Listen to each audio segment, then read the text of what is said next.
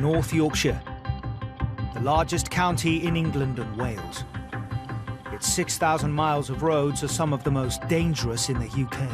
He's hit the central reservation, at which point he's flipped on the brow, and he's ended up here. For 3 of winter's toughest months, our cameras filmed with this force 24/7. Good afternoon, North Yorkshire Police. This is an Access All Areas guide to policing North Yorkshire. Open window, open door, now! Averaging 30 serious accidents each week. Traffic officers here deal with the consequences of bad driving every day. But road safety isn't their only focus. Go tell me Mum I've been nicked. We used to go out and do what's, I suppose, traditional traffic cop duties, you know, speeders, seat belters. We've moved away from that a bit now, and it's a bit more crime orientated. We're more driven by intelligence. Driving this changing face of road policing are the call handlers and dispatchers back in control. Reporting says it's an overturned vehicle with 5 young people around it. It's a case of making sure that we've got the right resources in the right place at the right time. Extend to Oscar Romeo 73, what's the BRF? Police emergency.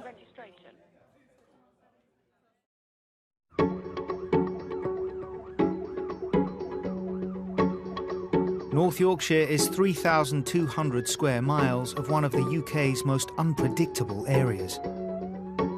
Its roads are policed by just 60 traffic officers who face a wide range of issues, not just motoring offences. The police service is quite unique.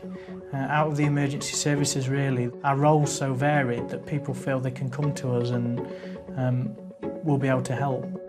When there is a cry for help, generally it's the Force Control Room in York that's the first to be notified. Good evening, North Yorkshire Police.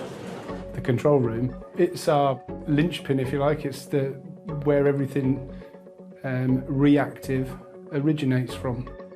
Working 24/7, specially trained dispatchers allocate up to 1,000 emergency calls every day to police officers on the ground. But not all these calls turn out to be an emergency or even a police matter. She's just updating it.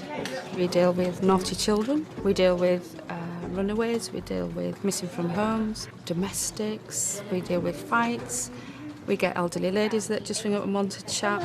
It's a very, very stressful job. A sudden death, where are we going? Yeah, received. I've got traffic en route just in case it does end up being injury.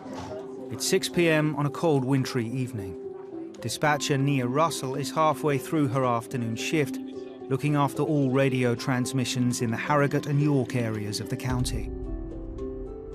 Tonight, Nia is working with traffic officers Paul Cording and Mark Mullins. Having done this for nearly 16 years now, I find that I have a tendency to be protective of the officers out there, and they are mine. They are mine to send where I need them to, and also to protect them as well. Go ahead. Once your place come down, I'm going to tell us this distance, if you can oblige, please. Two suspect males entering a driveway, described as being possibly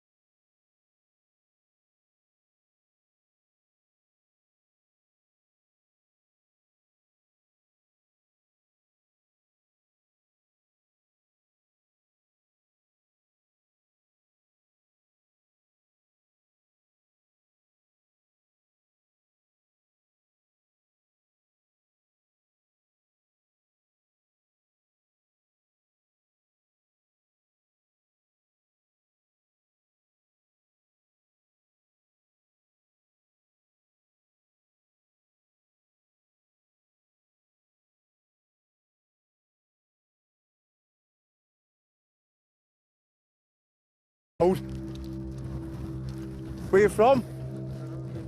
Where? Where, sorry? Eritrea. Oh, Eritrea. Right, where you living round here? Have you? How long have you been here? And how did you get here? Off a lorry? Have you just come off a lorry? Whereabouts here?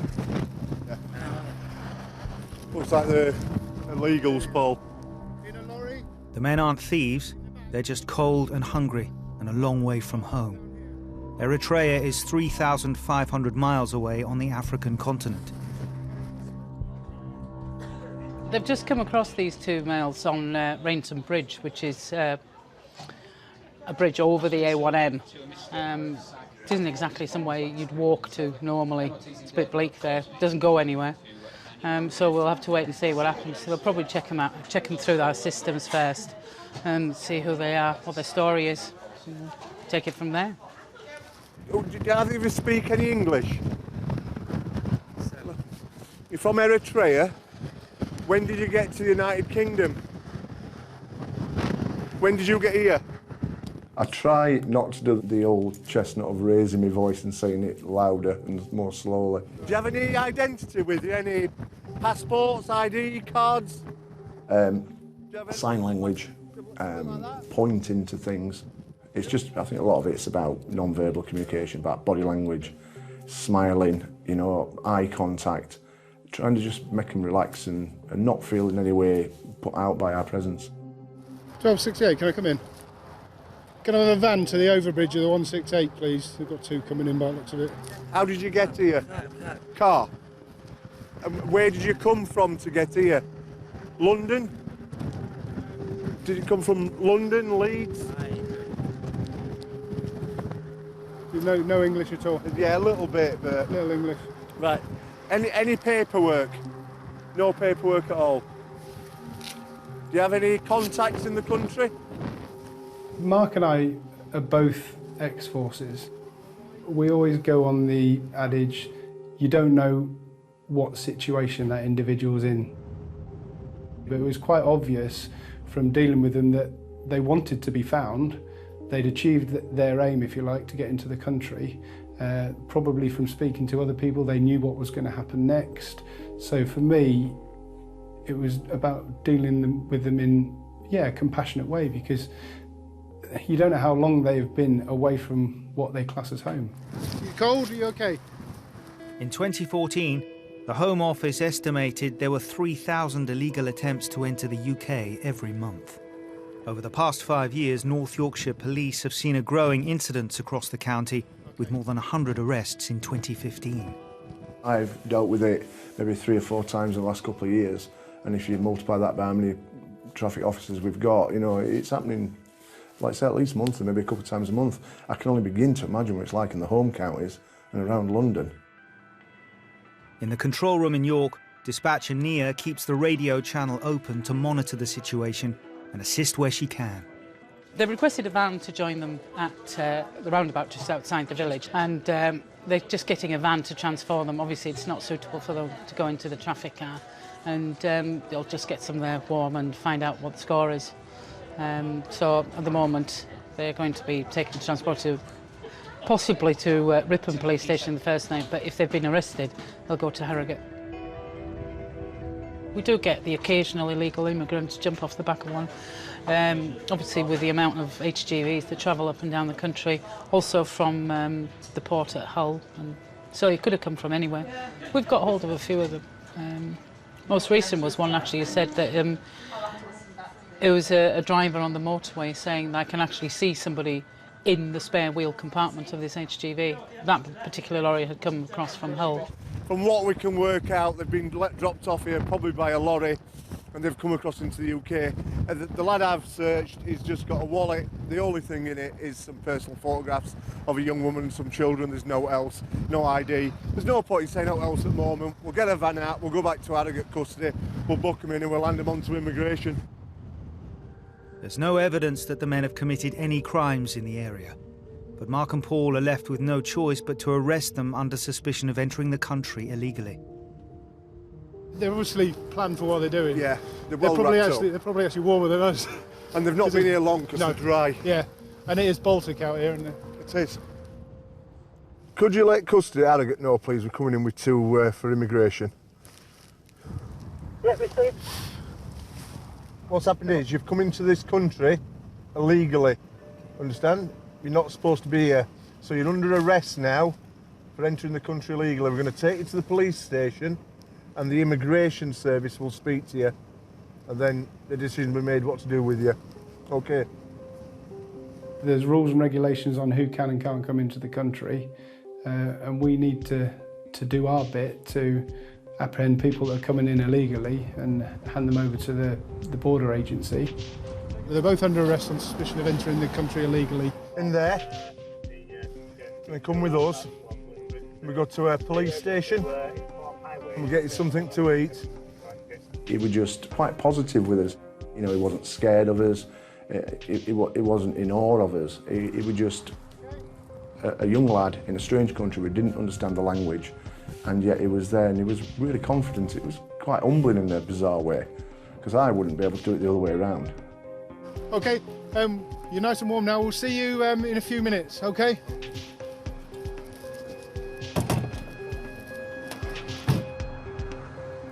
With no identification and a language problem, processing the men will be time-consuming. Official language is Tigrinya, Arabic or English.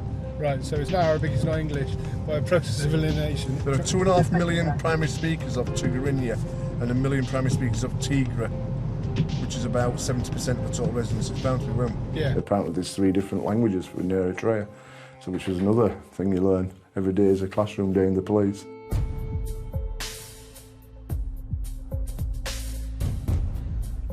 Back in the force control room, specially trained intelligence staff like Steph Crookston closely monitor the movement of criminals in and around the county using ANPR, automatic number plate recognition. ANPR helps North Yorkshire's dedicated road crime team to react in real time to intelligence reports. I'm an ANPR researcher and Chris is an ANPR controller, and we work together on the same sort of shift pattern. Just to complement each other. Chris does the basic dispatching and storm system, and I do the searches, the analysis side of it. Unlike their traffic colleagues, the road crime team's focus doesn't include road safety. Their priority is targeting criminals, and they patrol known crime corridors which border their neighbouring police forces in the northeast. We work extremely close with the road crime team. If they're just travelling and they spot something that takes their eye, it might be a little bit suspicious looking, they'll pass the details on to me and I'll do a check on the ANPR system, see where it's been, if it's travelling to certain locations, turning around really quickly. If the person's known to us, see if they've been to somewhere that's a little bit suspicious or raises concerns. We're a close-knit team of 8 PCs and a sergeant, and we work as a team in an area targeting your criminals, so looking at your drug dealers, your burglars, your thieves, and really working with intelligence to target the people that are causing problems within an area, within an estate or within a city. Feeding off shared police intelligence, the team are highly trained advanced drivers and hunt in packs. The road crime team generally work together in pairs. They'll always have 2 cars together to make sure that if they spot a vehicle that's worth an intel stop, they've got enough officers on the ground to stop everybody, get everybody out that car. It also helps that if we know that a car's going to be in one area, they can completely surround it. They can have someone on every single road, so no matter where that person travels, they should bump into one of our officers. It's 6:30 p.m. and a call's come into control about a possible highly organised shoplifting ring working in Knaresborough. Police emergency. 10 miles away in Harrogate, road crime team officers James Duffy and Tim Wilson are leading the search for the suspects. The men have been caught on CCTV and the crime is immediately logged with the team. We've just had a shoplifter leave the store with a lot of stock and get away in a car. Right, well, they just left now, have they? They have, yes. Okay. And what have they stolen? Some fragrances, some Hugo Boss fragrances. We do get a lot of people that have committed thefts coming back through the county, and obviously they want to go the quickest way they can out of the county, so we can get an idea of what routes they're going to take, and with the information from the security, you know, it's then in our hands really to be in the right place at the right time to stop them. The vehicle is Yankee Kilo 63 Charlie Cross uniform, and it's listed as a Vauxhall Astra Elite 5-door saloon blue. We've got a reg now that comes back to the Leeds area, so we can have a look at that. Using ANPR, the team have been able to locate the suspect's direction of travel. If someone's spotted a certain make or model or car, or there's a car involved, we can see whatever's gone through cameras within a certain time frame after that crime's happened, feed that back into the system so other resources, and including the road crime team, can go out and proactively look for that car. Last hit on us was at 7:30 tonight. The hope now for Tim and James is that they're in the right place at the right time to spot the car should it pass them. The A58, and that was at 7:30, 4 minutes ago. Yeah, we just got that. We're not far off. We're going to head to that. Cheers, mate. We just had an update that it has been sighted, but that was 4 or 5 minutes ago now, so we're hoping that it's not gone beyond us or taken any of the back roads. There it is. Contact, Weatherby Road, heading towards Leeds. We've just passed the vehicle now, so we're obviously going to spin on it now we're out of sight of it and try and catch up with it without spooking it too much. Obviously a little bit of luck needed as well, but you take a bit of a tactical gamble and it pays off. I knew that was going to happen. The road crime team are crossing the county border into West Yorkshire, determined to catch the wanted men. We're behind you, one for cover. The car is heading towards Leeds city centre, and it's vital the traffic officers make a stop soon. If you spin in the road or turn around in the road straight away, you know, they see that, and that might be them putting the foot down. So we've had to go slightly beyond them to turn around out of their sight, and then obviously then it's playing catch up. With the RCT closing in on the gang of perfume thieves, after picking up the 2 illegal entrants from Eritrea near the A1, traffic officers Mark Mullins and Paul Cording arrive at Harrogate police station to try to identify and process the men. Tigray or Tigrania? Tigray. Can you take off your coat, place on here, jacket, hat on here, and I'll search you, okay? I wouldn't like to be in that position.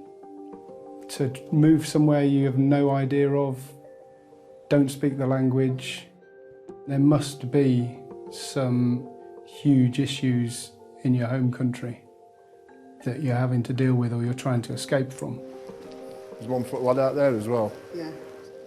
Compassion aside, Mark and Paul are the only traffic officers on duty for the whole of the Harrogate and York areas, and dealing with the men will take some considerable time.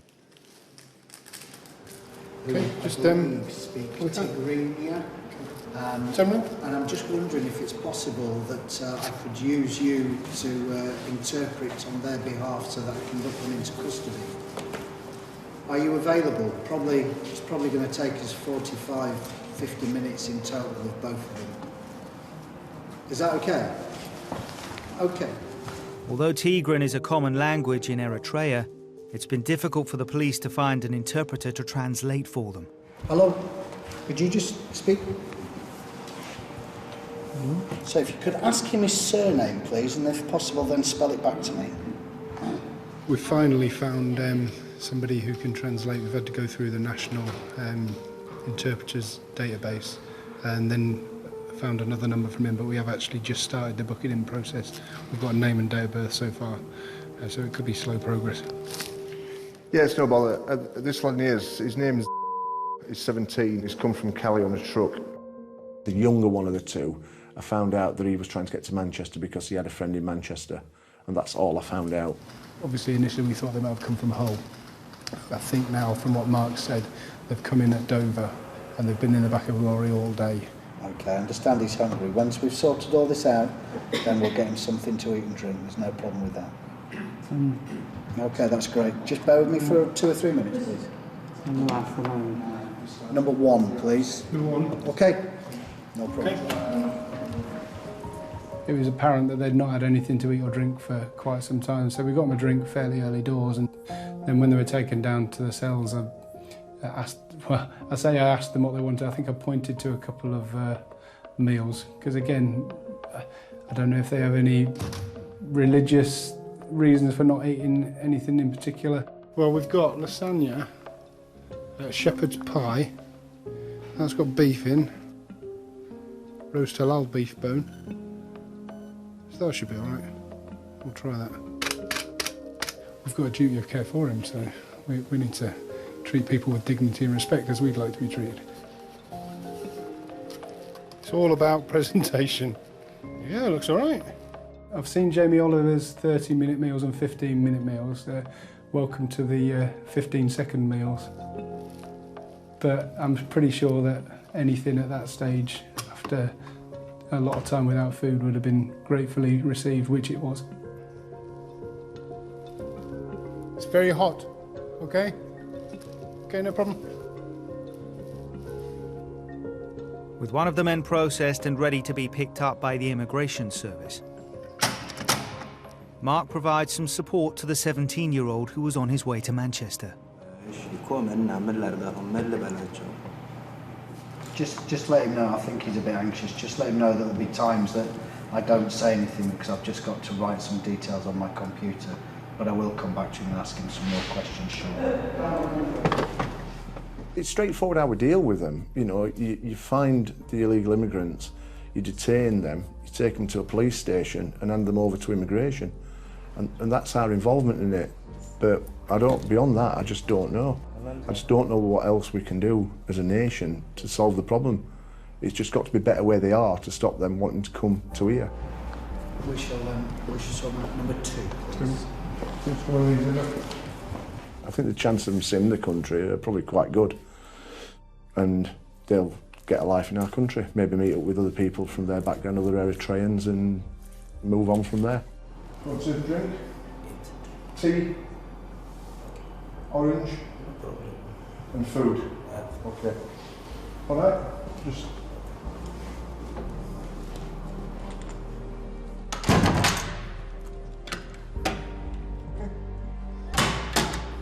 "4 hours after the men were arrested, Mark and Paul's shift is over, and the men will be kept in police custody overnight until immigration services arrive to begin the asylum process.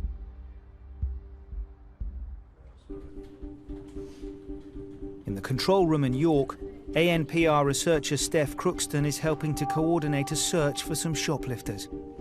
By monitoring ANPR camera hits on the suspect's car, she can position officers in the area to join the chase.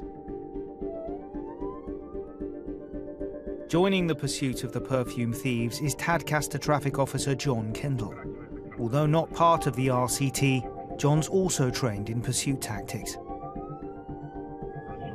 He's just ahead of the suspect's direction of travel. The road crime team are apparently coming behind the vehicle, but so hopefully we can get him in a sort of a pincer movement, if you like, and catch it between us. The plan was to try and get in a position where we can intercept it. We'll be at one end of the road, and the road crime team guys will come in from the other end of the road. I think what probably we'll do is just put up somewhere at this roundabout and see what we see. When he's not being asked to deal with accidents or drivers behaving badly, like the RCT, John's always keen to keep his arrest rates up. There's a little bit of rivalry between us. We all like, certainly I do anyway, I like putting the cuffs on people, and you know, and so there's always that kind of, right, who's going to get there first. The big picture is, as a team, you know, we want to get these people, but like every sort of organisation, a bit of competition. I know the guys on that team very well, they know me, and we work well together. So yeah, a little bit of banter, a bit of friendly rivalry, but ultimately the goal is to catch those people. I think we just want to get ourselves out of the way for the moment, just as we don't cause it to react to us. So far, the road crime team officers have maintained the element of surprise. The shoplifters have no idea about the patrol car lying in wait, or the two unmarked cars closing in on them. The description of the males were that they were wearing dark clothes, one wearing a hat. Using ANPR, the officers have been able to pinpoint the suspect's current location and catch up with them. But an unsuspecting van driver is now blocking their way. If we can get the van out of the way, mate, we will, and then obviously go for reinforced. We're all right at the minute, we won't for cover. Members of the public just go about the daily business not knowing what we're doing, so, you know, a couple of vehicles get in the way and it causes us small problems. But then Tim gets his chance when a red traffic light forces the suspect's car to slow down. We're all right at the minute, we won't for cover. And before they have time to react, the officers make their move.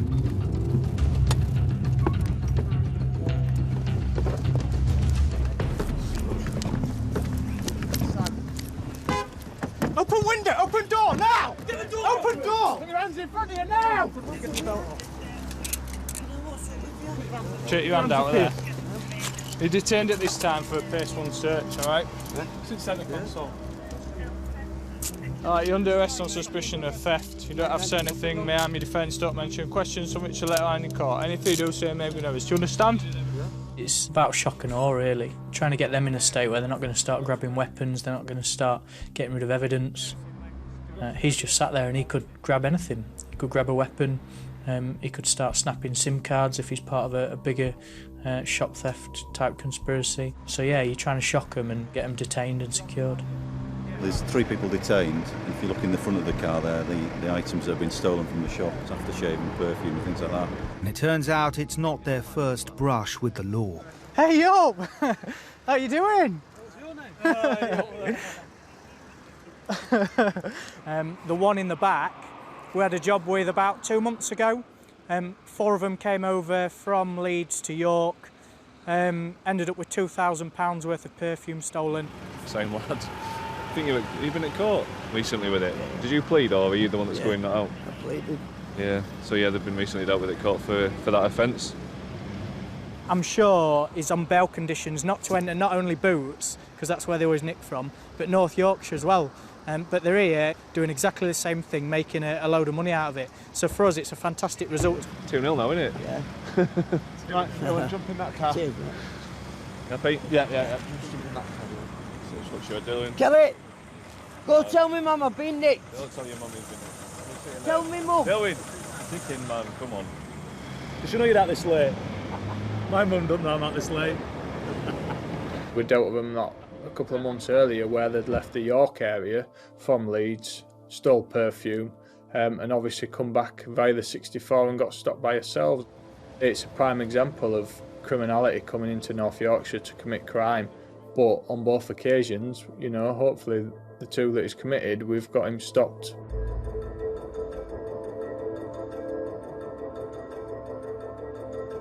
At the police station, the evidence against the professional shoplifters is beginning to stack up.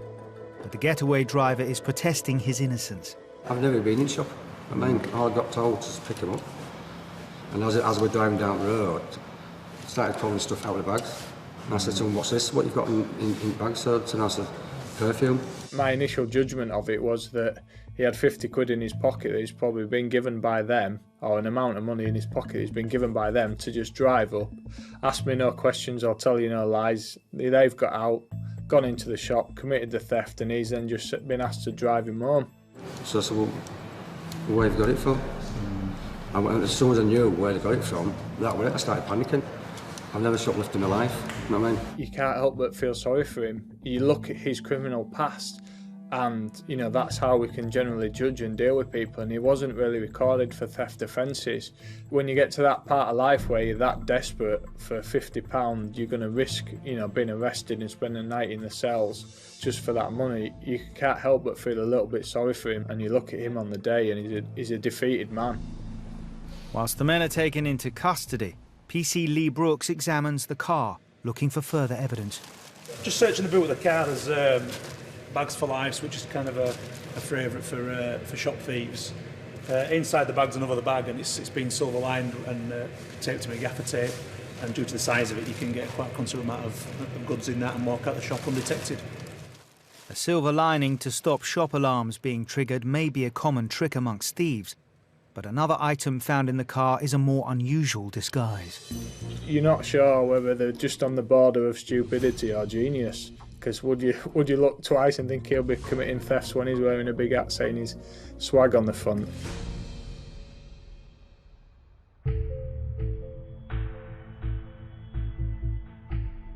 Although there's been a shift of focus from road safety to road crime, North Yorkshire's traffic officers investigated more than 100 incidences of careless driving in the last year. In the control room, there's been a report of a serious accident that could be down to driver error. Dispatcher Jill McRae-Rowson immediately passes out a job to traffic officer Paul Moon. XN to Oscar Romeo 738. Are you free to attend Oliver's Mount?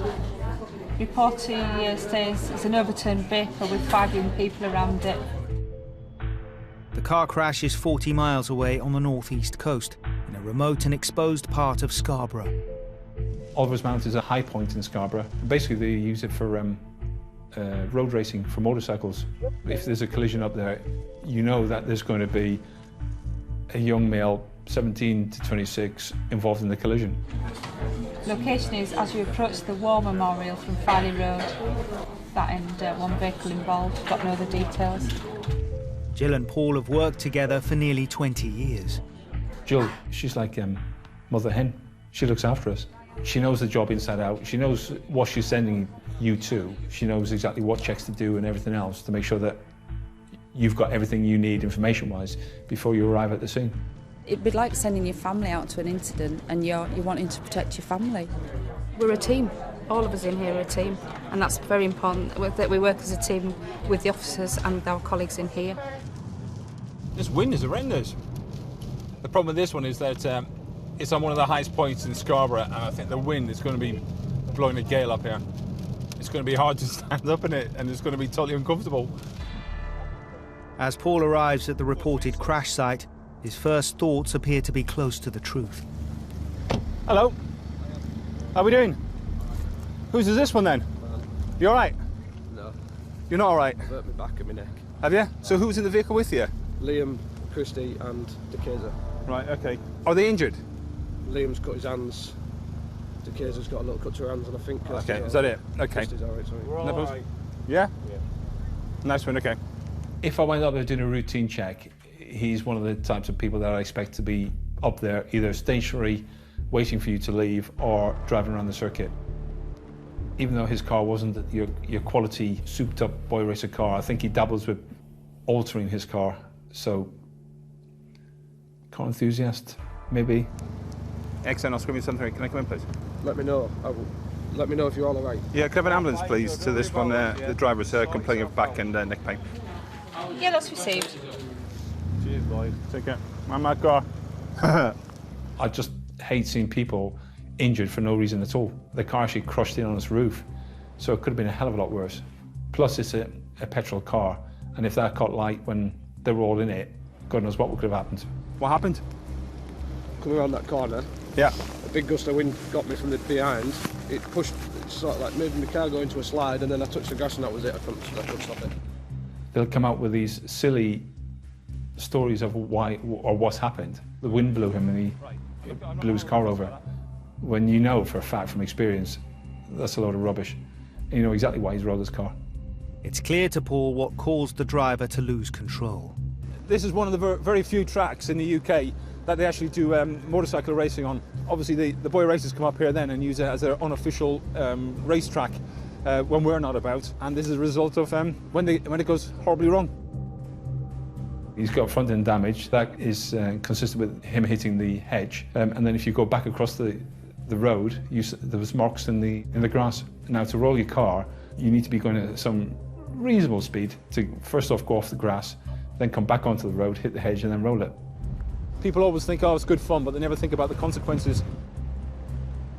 He's driving around fast to show off to his friends in the car. For what purpose? You know, it doesn't achieve anything, does it, apart from rolling your car and injuring everybody. Put on that for now, mate. Right, okay. My little boy could have been in there. Yeah? That is horrendous. Yeah? Right, the next thing is, obviously, we've got to get rid of your car, mate. So, are you in any recovery or anything like that? I've got... Well, with Tesco Insurance, I don't know what they do for recovery. I don't Well, know. you're not in anything else? I've got no phone, mate. Okay. Well, I can sort it out, that's what I'm saying. Yeah, please. Yeah, okay. You're all right. I'm scared. It's all right, mate. You're okay. That's the main thing. You're talking to me. What more do you want? Hit my head quite hard. Yeah. I know that. Yeah, but hey, you're talking to me, mate. It could have been a lot worse, that's what I'm saying. So it's not that bad, is it? Yeah. There's Right. a lot of glass scattered. All right, don't worry about it. We'll sort it out. It's all a bit of metal. You've bent it. There's no stress with it. As I say, the main thing is you're okay. All right. North Yorkshire has some of the highest rates of death and injury involving young drivers in the country. Nationally, 1 in 5 accidents occurring on UK roads involve 17 to 26-year-olds. Can you just breath test me and get it over and done with? Because you've got to do it.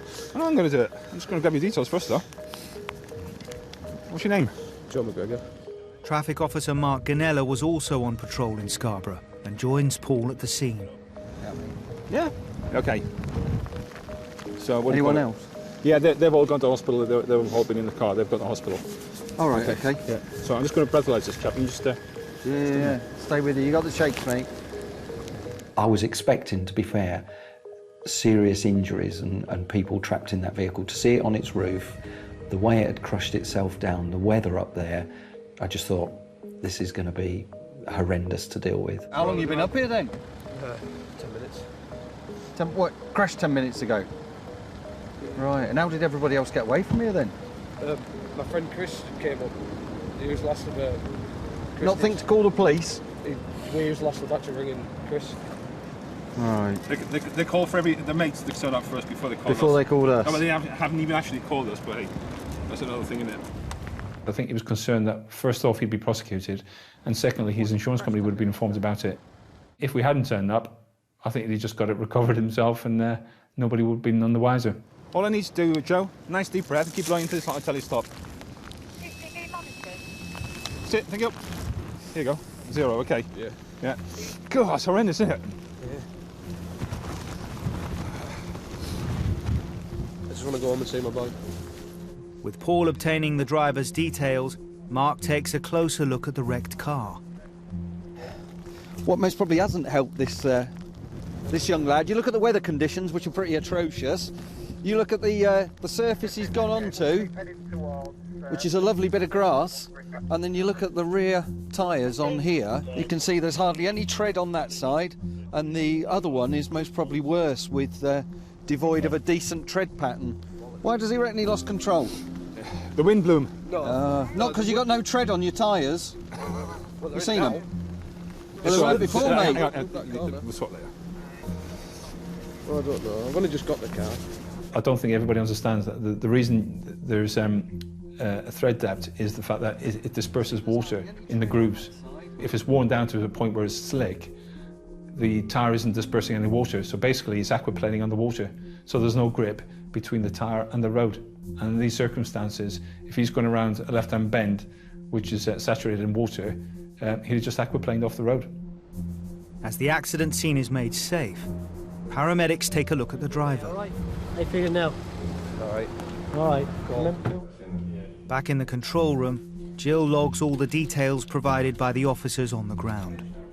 All radio transmissions coming into the control room are recorded as evidence for future reference. 738, do you want to pass the BRM? X-ray 252 Delta November November. X-ray 252 Delta November November. Citroen Saxo in black. It's on its roof. It'll need writing. So we're just calling the recovery, and then we've got no further updates yet. Beautiful, isn't it? My fingers don't work. It's unbelievable, isn't it? Yeah. With the driver on his way to hospital, Paul's thoughts turn to his investigation. What I'm going to do is I'm going to get the car recovered, and I'll inspect the car tomorrow. And he'll probably be reported for the offences on the car as well. For starters, defective tyre, without a shadow of a doubt. And then whilst I'm doing that, I'll just do the rest of the car as well whilst I'm there. 60 miles away in York, the road crime team are back on patrol. But before PC's Mick Roth and James Duffy can get out of the station car park, they're approached by a member of the public, and their normal policing priorities have to take a back seat. Stray dog. They found it near RSPCA thing. They reckon there's a load of dogs running about. So we need to find a vet. We've been at the police station, and on our way out, a member of the public had come to the front desk with a stray dog. So, you know, we can't turn that away, and we're always here to help. And it's our job, really, then to try and house the dog, find its owner, and make sure it's looked after. We used to have dog wardens and we used to have kennels here, but it's all changed now. It's a bit of a nightmare when we get one, but we'll do something with it. I always end up with the stray dogs. Come on! Where are we going with this? Yeah. You're going to wee on his seat? Where are we going with? We need a vet. My father was in the police and he was a dog handler, so we've always had dogs, and my other half is pestering us to get a dog, so yeah, I don't mind. We've dealt with a few stray dog jobs, and they're usually quite simple. Onwards. Can't get on this side. What are we doing here? It's a varied role, this. We don't always have to catch bad guys, we can do nice things as well. Likes you. I grew up with dogs, and we all have pets, and the last thing you want is to turf this little dog out on its own. So we did our best to try and house it, really. It's better behaved than most of the people we lock up, aren't you? Aren't we? Oh! As James and Mick look for a vet to scan the poodle for any identity tags, a call comes into the control room which could shed some light on where the mystery dog came from. First control room, then speaking. Yeah, I'm really sorry. I don't know who to actually call. I went out with my dog and he got off the lead, so I don't know who to call, and I walked up and down, up and down. I can take a report of a lost dog. It even wrote sense. Whereabouts? He got off the lead. Sorry? He got off the lead and he's gone. 1889, next time. Go ahead. I think we might have found the owner. Looks like we might have had a call from somebody. Can you just bear with us 2 minutes? We're just going to put a call into them. Yeah, no problem. Where did he find said poodle? If it's white and fluffy and looks like a poodle, that's probably going to be it. Bonus. It certainly is. Somebody was reporting their dog missing, and it matched the description, so as far as we were concerned, it was the end of the job. We'd drop the dog off, we'd find a very happy owner. Oh, he recognises it. He's all over it, look. Let's have a look. Oh, yeah, he knows it's home. Point way. Point the way. Here we go. What have we got here? Hello. Oh, where did you find him? Oh, thank you so much. No problem. Thank you so much. We lost him. Charlie! Charlie! Look, he come off his lead. Oh, no. Charlie! Dead now. Oh, don't go missing again. Oh. We found a woman that appeared intoxicated. So straight away you think this isn't going to be as simple as we first thought. Charlie! I love you. I love you. Get out, man. Oh, thank you so much. No worries, love. Oh, He's going again. How did he get grab him before he goes again? I know. You envisage in your mind this teary reunion with the dog and owner, and you know, and a pat on the back for us, and we'd feel really good about it, and that's kind of what we were looking forward to, and it didn't really play out that way. Jelly! Jelly! It's gone again. Oh, he's gone! Oh no! No! No! Get it back then. He's not waltzing! Well, go get him! Please go get him! You go get him! It's your dog! Jim! Jelly! Serious? Don't just let him run off. No, I'm not having this. Mate, go and get your dog! Oh. This is normal. This is taking an absolute turn. Where's my cigarette? I'm always happy to help people, but I want them to help themselves as well. It's not all our responsibility, so for her not to go after it and just start screaming, grab my dog, it's just going to waste some more of her time chasing around a dog that don't want to be caught. Rafi, get up here, it's about to be a dead dog. The owner's inability to rein her dog in is now compromising the RCT, a highly valuable police resource, and their ability to hunt down wanted criminals.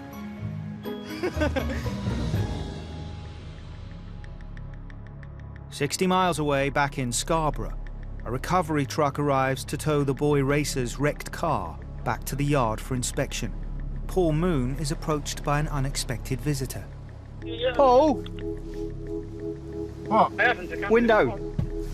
Oh, hello, sorry mate, I didn't see you. I'm Joe's dad. All right. Where is he? He's gone to hospital in the ambulance. Is that his car upside down at roof there? Yeah, it is, yeah.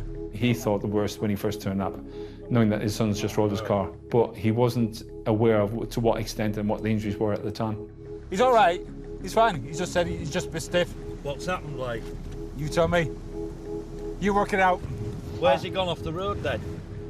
He's gone off on the right-hand side, and then he's come around and hit the bush on the left-hand side, where he's flipped his car and rolled. Right. Was there anybody else with him? Yeah, 3 others. Were they all right? No, not really. They're injured as well. They all jumped. He didn't phone the ambulance or police. He phoned his mates up, so his mates have taken the 3 away. Right. And then obviously he complained of back pain and neck pain, and we just got an ambulance for him. He's all right. I mean, he's out walking and everything else. He's got no cuts or anything like that. All right. The car's written off, is it? Oh yeah, without a shadow of a doubt, yeah. Has he got everything out of the car? Or No. You get it. You can get, yeah, we'll take it away and then you can pick it up tomorrow. Yeah. Where's it going to? Caton Commercials. Kate. Yeah. So he's gone up to hospital now. Yeah, he is. Yeah, literally just gone now. Yeah. There's no stress with it. We'll sort it out later on. I'm just a bit in shock. That's yeah. The main thing is they're all okay. You know what I mean? That's the main thing. Oh, thank you. I'll grab his broom and just sweep up in a minute. The arrival of the driver's father gives Paul a chance to find out a little bit more about his son's history with cars. Yeah. I used to come round here when I first got through my thing. It happens all the bloody time. I want you to have real stern words with him. Whatever happens, they need to bloody calm down here. I'm going to have words with him, but... Well, you can have words with him, but what do you call it? I'll speak to him tomorrow or the day after, whenever. Somebody's got to do something about them. They won't listen. That's going too fast to me. Around somewhere like this is crazy. I've been doing this job a long time, mate. I'm worried about my son. Yeah. All right, then. But I'll go see him and I'll leave it to you. Cheers. Take care, mate. All right. Thank you. Have a safe one. Yeah, you too. He was a concerned parent that wanted his son telling off for doing something wrong. He wanted something doing about it to prevent him from either killing himself or killing somebody else. And I think that's what any parent would want, isn't it? To save their son from getting into any more bother or injuring themselves. I don't know if this lad's a boy racer, but he's not going to be seeing that car again. See you later, mate. Cheers.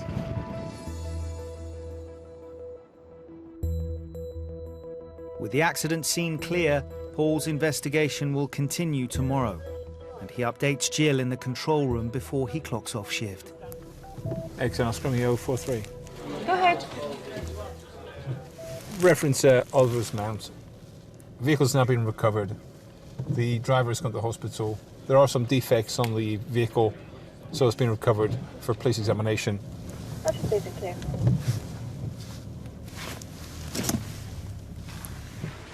60 miles away in York, after 60 minutes chasing the fugitive dog, James and Mick are starting to lose their patience with the situation. Oh no! What's happened here, He's the most disobedient poodle known to man. I cannot believe he's talked me into this here. Runs off any time I get near it.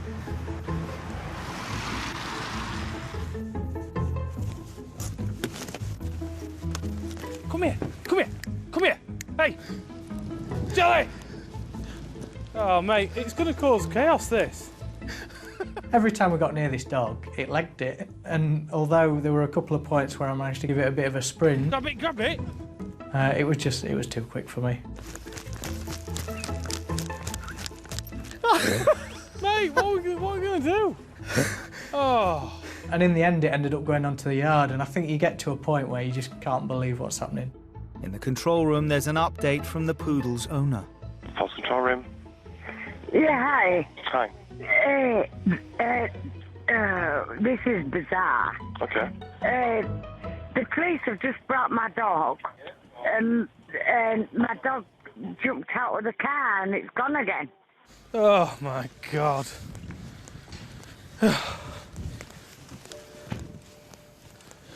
Hey, you. It's all getting wrong. Well, it's ridiculous. I don't wish to be rude, but she's quite clearly intoxicated. She didn't even go after it, she just starts shouting and crying. And it's like, we try and do our bit, and now it's just wasting our time now, but we'll see if we can get him back, because it's not his fault. He's down there, hold on. It's a little bit frustrating, because at the end of the day, you know, if he's running all over the place, he's either going to get run over himself, or he's going to cause a bit of problems with the traffic, or anything, you know, whatever else. And now we're trying to catch him. At last, James manages to collar the dog. When we got into the railway sidings, Jim had managed to get like a cereal bar, and I think at the sight of food, managed to win Jelly round. Do not let go of that dog again. One dog. Now for Jelly is recaptured. So we'll get him back now. We'll get the collar on him, get the lead on him. What we will do is go up to the flat just to make sure he's not living in a complete dive, and that's the reason he's running off. A funny feeling of deja vu. It is deja vu, this. Grab that collar off me. Pass me that collar. Thank you so much. Pass me that. No, wrong end. Where did he go? Right nearly onto the railway line. Why didn't you go after him? It's no good laughing. Oh, I really appreciate it. Thank you so much. Talk about expect the unexpected. I never thought for a second that job would go that way. It seemed quite simple on the face of it. But we got it back with its owner, so all's well that ends well, even if we look completely ridiculous doing it.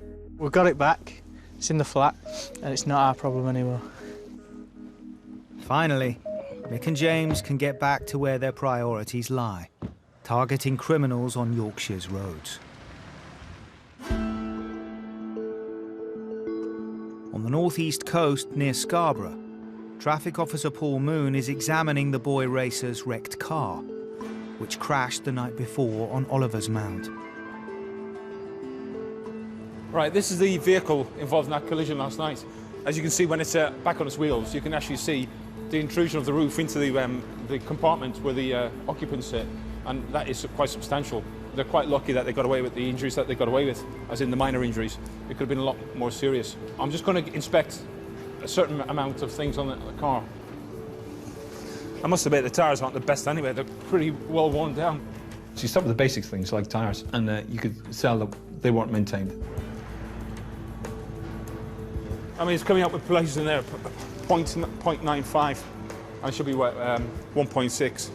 So that's illegal. And then on the back of it, you could tell that the light clusters had been changed because they were smoked. So the original ones had been either replaced or the original was taken out and smoked and then put back in again. That's what car enthusiasts do. They just think it looks a bit trendy. With the vehicle inspection complete, Paul visits the driver and his dad. Hello, mate. All right. How are we doing? All right. I'm Paul. How are you? You all right? Yes, thank you. Can I come and have a quick word? Yeah, no problem. Yeah. I predict these things with young kids. You see it, every time it just worries me. And, that's why I came straight up there, because I just wanted to see what the hell had happened. But it's nice to see a concerned parent, to be honest with you. Yeah. I have had words with him over it, and I think, it's a lot of it starts at home, doesn't it? You've got to tell them. You do? You can tell them, but whether they listen... I was about to say, you've got to try, don't you? I think that they need a good talking to. I don't always think sticking some points on the licence is a good thing. I think they need educating. There's 4 outcomes, okay. He gets a letter of no further action, Yeah. which means nothing's going to happen, right? Yeah. A letter of caution, which means slapping the wrist, don't do it again. I don't think he's going to get that. No. Right. The next option is he gets a driver improvement scheme. Good. Right.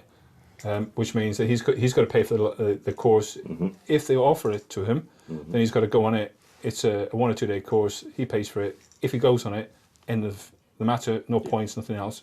However, the 4th option, right, is a prosecution. Yeah. If he goes to court, he'll go to court for careless driving. I think Joe was a bit shocked on the night, and for 2 or 3 days he looked shocked. And I'm hoping that perhaps something's just nailed home a little bit about just how close it was. Hopefully this is his learning point. These days you get a lot of parents that don't care what happens to their kids. They're not interested in the slightest unless the kid is an inconvenience to them. But on this occasion, it's nice to have a parent that's really concerned about their kid. And for Joe, a young father of a 3-year-old child, the shock of the accident and the threat of prosecution seems to have hit home. I was more bothered about the fact that my little boy could have been in the car. The state of the car was pretty bad. And I can't really forget when it happened. It just happened. It happened really fast, but it's always there. Scary, it's made me scared of driving. Definitely made me more wary of the road and the conditions. The roads were very, very wet up there. I thought I was a pretty good driver, and then that happened. When I started to slide on the corner, I braked. I made the wrong decision, so now it's made me quite aware that it's very easy to make the wrong decision, and it's very easy to get it wrong. Not only has it affected me, it's affected the people close to me too. And it's not, when you know that's happened, it definitely makes you think twice. I think it's in your younger days, you're invincible, aren't you? I think a lot of the younger drivers go out there and show off their friends who are in the car, or they're talking in the car, they're having a laugh in the car, and they're not concentrating on what they're doing.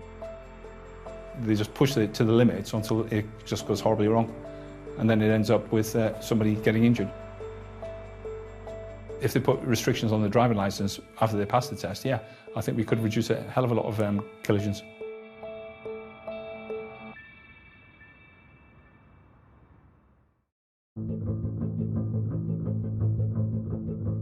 The 17-year-old from Eritrea was taken into youth care in Harrogate the following day due to his age.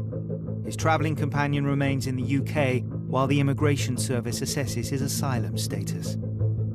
The perfumes stolen from the shop in Knaresborough were valued at £1,760. The driver, who denied any knowledge of the crime, was not charged with the theft, but was convicted of driving without a licence, no insurance, and breach of curfew. He received a fine of £290 and 8 points on his licence. The front seat passenger pleaded guilty to theft and was sentenced to 2 years in prison. His partner in crime was given a community order, a 10-week curfew, and a place on a drug rehabilitation programme after admitting stealing the perfumes. The young driver who rolled his car on the Oliver's Mount racetrack accepted a driver awareness course instead of facing charges of careless driving. And Jelly the poodle has not come to the attention of police since he was reunited with his owner.